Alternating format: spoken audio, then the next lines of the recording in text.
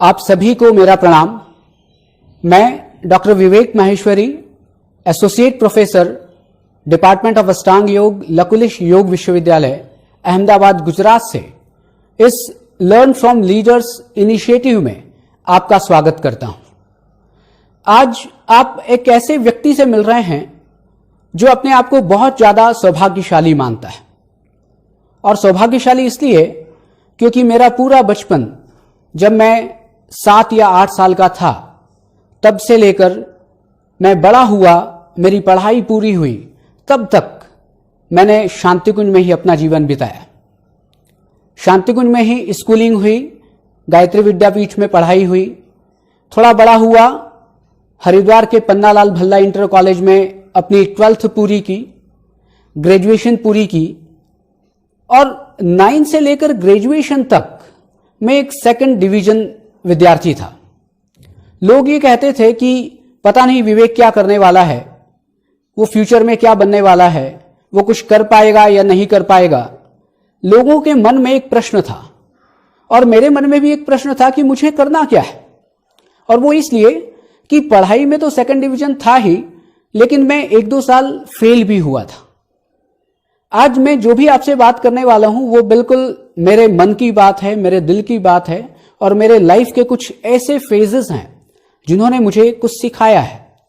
उस विषय में मैं आपसे अपनी बात, या मैं अपनों से अपनी बात आज मैं करने वाला हूं। मेरा पूरा बचपन शांतिकुंज में बीता, और वो इसलिए कि जब मैं 7-8 साल का था तो 1988 में मेरे पापा, मम्मी, मैं और मेरा छोटा भाई शांतिकुंज आ गए थे। मेरे पापा कहते हैं कि जब मैं बहुत छोटा था तब गुरुदेव ने मुझे गोद में लिया और मेरे सिर में हाथ फेर कर बहुत ज्यादा आशीर्वाद दिया।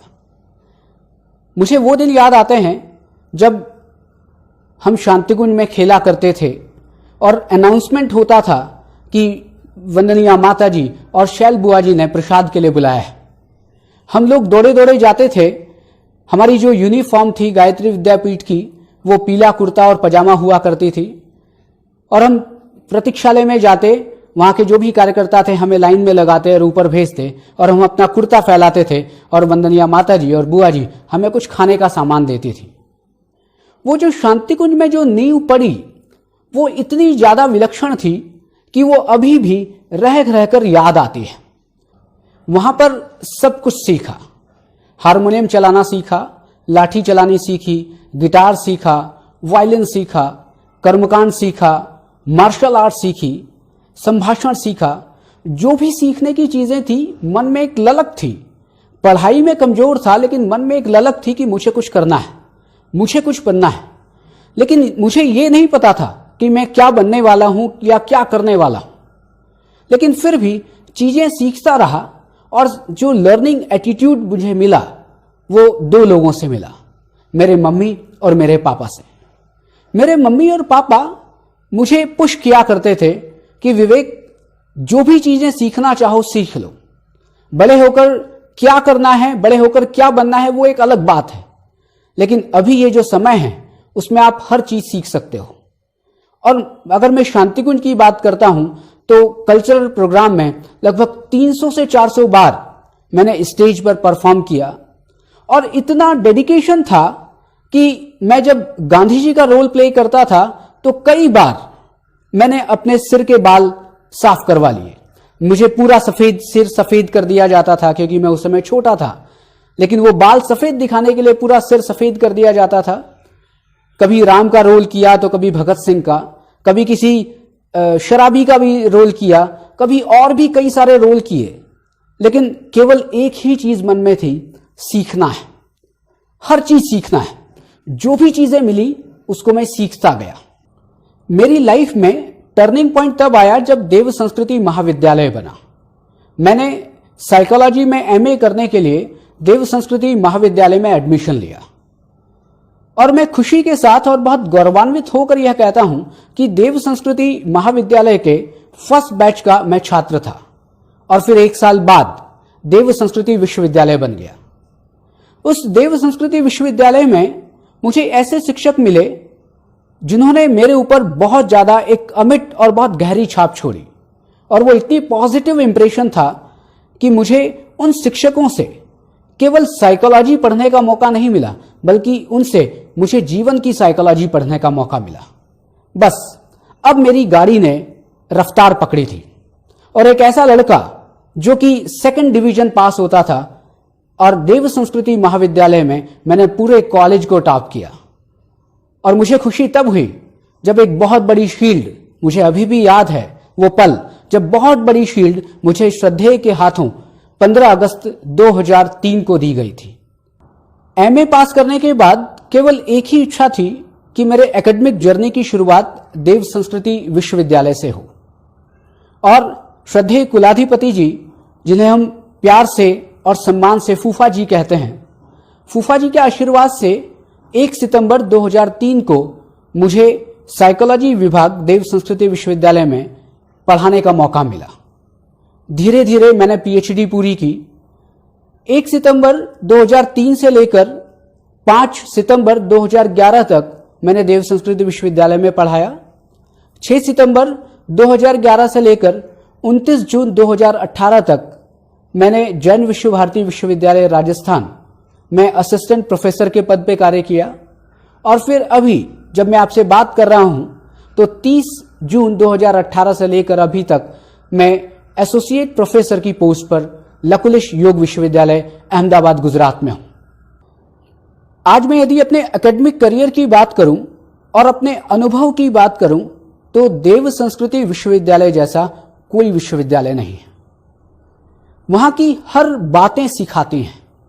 वहां का फूल सिखाता है, वहां के पेड़ पौधे सिखाते हैं, वहां की दीवारें सिखाती हैं, वहां के विचार सिखाते हैं, वहां की वेशभूषा सिखाती है, वहां का भोजन सिखाता है, वहां के शिक्षक जो अपने जीवन से सिखाते हैं, और सबसे अधिक कि कुलाधिपति महोदय की ध्यान और गीता की क्लासेस सिखाती हैं।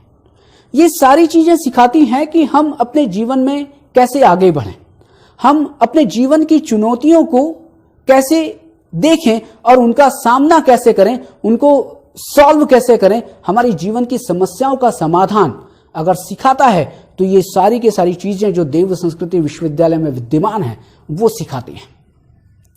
लेकिन शर्त एक ही है कि आपकी झोली कितनी बड़ी है। शर्त एक ही है कि आप कितने पॉजिटिव एटीट्यूड के साथ वहां पर सीखने की कोशिश करते हैं। यदि आप सीखना चाहते हैं तो अपनी झोली को बड़ा करिए। आप सीखना चाहते हैं, आप वहां से कुछ पाना चाहते हैं तो पात्रता विकसित करिए।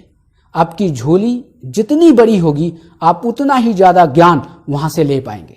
और वो इसलिए क्योंकि ये जो टाइम आपका वहां पर गुजर रहा है वो आपके जिंदगी का सबसे गोल्डन टाइम है।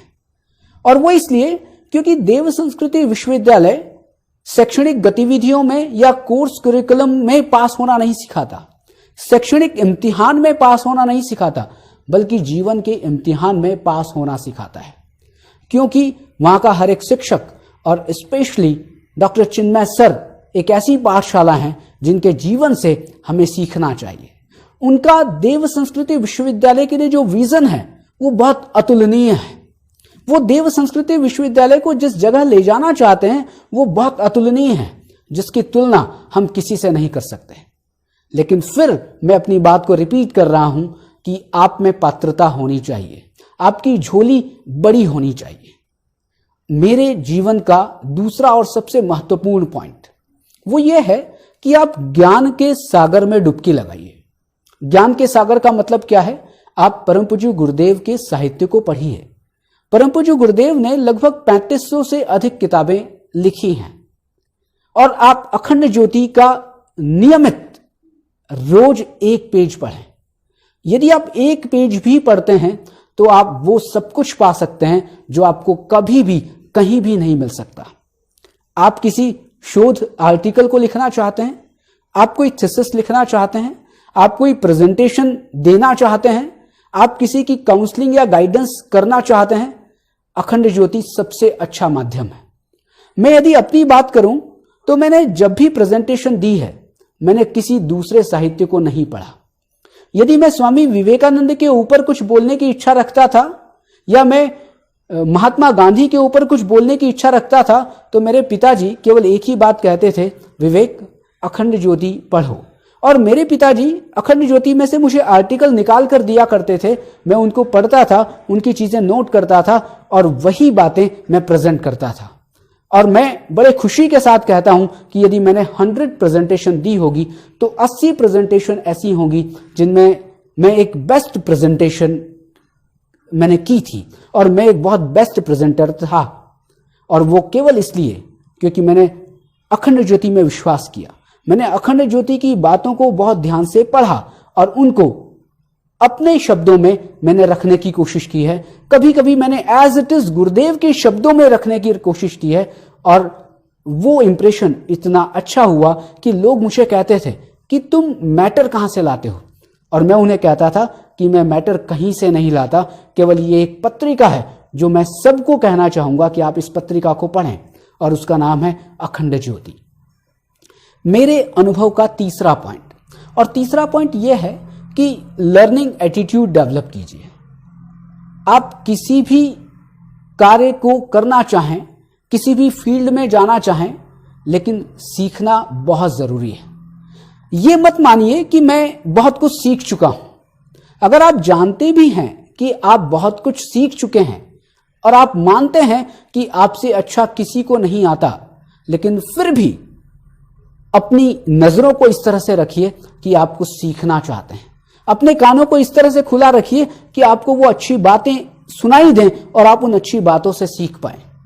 यदि कोई छोटा है उससे भी सीखिए, कोई बड़ा है उससे भी सीखिए। लर्निंग एटीट्यूड रखेंगे तो आप जीवन के किसी भी क्षेत्र में जाएं, आप फेल नहीं हो सकते। यदि लर्निंग एटीट्यूड नहीं रखेंगे तो अभी हो सकता है आपको बहुत सारी चीजें आती हों, लेकिन एक समय ऐसा आएगा जब आप दूसरे लोगों से पिछड़ जाएंगे। यदि आप दूसरे लोगों से पिछड़ना नहीं चाहते हैं तो मैं आपसे केवल एक और सबसे इंपॉर्टेंट बात जो मेरे जीवन में सबसे अहम पक्ष रखती है वो ये है कि सीखें, केवल और केवल सीखिए। सीखने की अभिवृत्ति पैदा कीजिए, सीखने की लर्निंग एटीट्यूड डेवलप कीजिए। चौथी और अंतिम बात जो मेरी लाइफ का एक कोर पॉइंट है, मेरी लाइफ का बहुत एक इंपॉर्टेंट पॉइंट है जो बहुत ज्यादा मेरे लिए महत्व रखता है, और वो ये कि कोई काम छोटा नहीं होता। यदि आप किसी व्यक्ति को देखते हैं कि कोई छोटा काम कर रहा है तो उसकी हंसी ना उड़ाएं।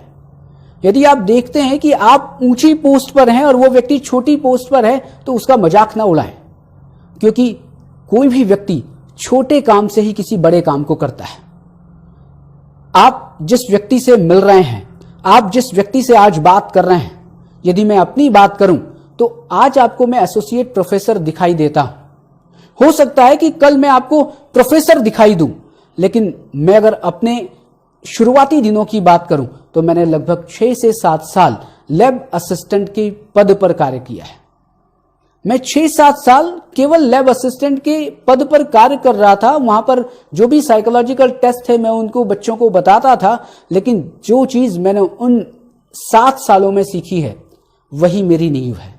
जो चीज मैंने उन 7 सालों में सीखी है उसी के कारण आज मैं आपसे इतनी बात कर रहा हूं। मैं लैब असिस्टेंट से जूनियर लेक्चरर बना, जूनियर लेक्चरर से लेक्चरर बना, लेक्चरर से मैंने ऊपर की एक सीढ़ी असिस्टेंट प्रोफेसर पाई, असिस्टेंट प्रोफेसर से मैंने एसोसिएट प्रोफेसर की सीढ़ी पाई, और अभी मेरी प्रगति की जो यात्रा है वो रुकी नहीं है। लेकिन मेरी यात्रा का जो सबसे महत्वपूर्ण कदम था वो था लैब असिस्टेंट, जो मेरे 7 साल, वो मेरी लाइफ का बहुत एक गोल्डन टाइम था। क्यों? क्योंकि मैंने वहां से बहुत सारी चीजें सीखी हैं। स्टूडेंट कभी कभी गलती ये कर देते हैं कि वो किसी भी कार्य को छोटा समझते हैं। वो ये कहते हैं कि मैंने तो पढ़ाई बहुत ज्यादा कर ली है, मैंने तो पीएचडी कर ली है, मैंने तो इतनी अच्छी पढ़ाई कर ली है, तो मैं ये छोटा काम क्यों करूं। देखिए, किसी छोटे काम की शुरुआत हो सकता है आपको एक बहुत बड़ी पोस्ट तक पहुंचा दे। एक छोटा सा बिजनेस एक बहुत बड़ी पोस्ट तक पहुंचा दे। इसमें एक चीज जो ध्यान रखने वाली बात है कि यदि छोटा काम करें फिर भी पूरी लगन से करें, पूरी तन्मयता से करें, अपना पूरा 100% दें। मैंने अगर लैब असिस्टेंट की पोस्ट पर कार्य किया है तो पूरे तन्मयता से पूरा 100% काम किया है, और वही 100% आज मैं अपने कार्य में देने की कोशिश करता हूं। यदि आप वो 100% दे सकते हैं तो आप अपनी लाइफ में किसी भी मंजिल को आप पा सकते हैं। अपने कार्य के लिए समर्पण पहले भी 100% था और आज भी 100% है। मैं आपको केवल एक ही बात कहना चाहता हूं, कर्म के प्रति श्रद्धा रखिए, अपने कर्म को अच्छी तरह निभाने की कोशिश करिए। ये मत सोचिए कि लोग उस कर्म के लिए आपको क्या कह रहे हैं। आपको उस कर्म को करने के बाद पूरी तरह सेटिस्फैक्शन मिलना चाहिए। आपको यह विश्वास होना चाहिए कि मेरे अंदर जो क्षमता थी उस क्षमता के आधार पर मैंने इस कर्म को बहुत अच्छी तरह किया है। और एक चीज, उतार चढ़ाव आएंगे, लोग बुरा भला कहेंगे, लेकिन हमेशा गुरुदेव की एक बात याद रखिए। गुरुदेव ने कहा था, और कोई हो ना हो पर मैं तुम्हारा हूं। और मुझे गुरुदेव का संरक्षण हमेशा दिखाई देता है, मुझे गुरुदेव का आशीर्वाद हमेशा दिखाई देता है। अपने जीवन में, अपने पारिवारिक जीवन में, अपने सांसारिक जीवन में, अपने कर्म के क्षेत्र में मैं हमेशा गुरुदेव को अपने साथ पाता हूं। ये जो बातें मैंने आपसे शेयर की हैं वो मेरे जीवन का एक अहम हिस्सा है और हो सकता है इसमें बहुत ज्यादा प्रोफेशनलिज्म ना हो, लेकिन इन बातों से मैं विश्वास करता हूं कि आप कुछ सीख पाएंगे, मेरे अनुभव का कुछ फायदा उठा पाएंगे। और अंत में मैं डॉक्टर चिन्मय सर का हृदय से आभार व्यक्त करता हूं कि उन्होंने मुझे मौका दिया।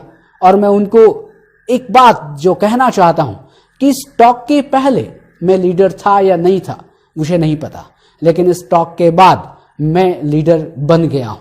और मुझे ऐसा लगता है कि मैं अपने से छोटे भाइयों और बहनों को अपने अनुभव से जो मैंने सीखा है या जो भी मैंने महसूस किया है मैं उसको सिखा सकता हूं। देव संस्कृत विश्वविद्यालय का, देव संस्कृत विश्वविद्यालय के सारे शिक्षकों का, इस लर्न फ्रॉम लीडर्स की पूरी टीम का मैं हृदय से आभार व्यक्त करता हूं। मेरी ओर से सभी को बहुत बहुत प्रणाम, बहुत बहुत आभार।